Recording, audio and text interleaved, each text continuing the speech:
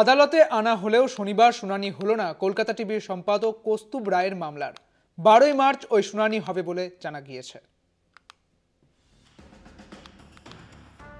Enforcement ডিরেক্টরেটের আনা মামলায় বন্দী কলকাতা টিভির কর্ণধার কৌস্তুভ রায়।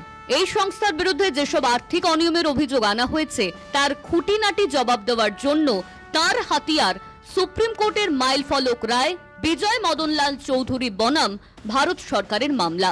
19 ফেব্রুয়ারি অল্প সময়ের জন্য অনুমতি পেয়েই তিনি আদালতকে জানান।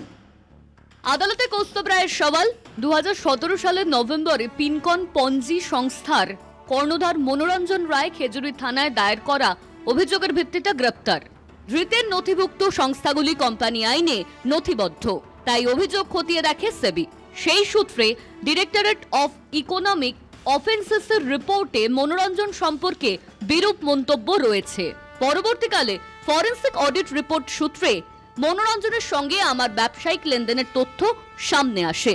সেই সূত্রে ইডি যে তথ্য পেশ করেছে তা খতিয়ে দেখলেই তাদের দাবির অসারতা স্পষ্ট হবে। অথচ সেই তথ্যের ভিত্তিতেই আমায় সমন পাঠানো হয়।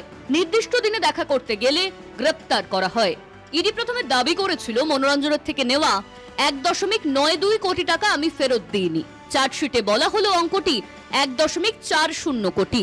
আবার ইডির লেজার অনুযায়ী সেই বকেয়ার পরিমাণ 1.55 কোটি। এর কোনটা ঠিক ইডি তার ব্যাখ্যা দিচ্ছে না। তাদের লেজারে থাকা ভাউচারের নম্বরে প্রভূত গোলযোগ।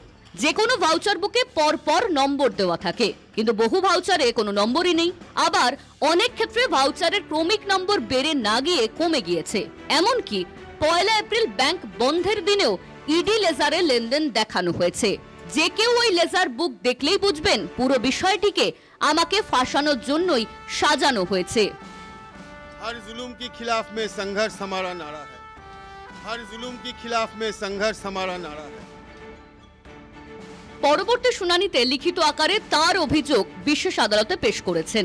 সেই অভিযোগ সম্পর্কে ইডির বক্তব্য এখনো জানা যায়নি। কলকাতা টিভি।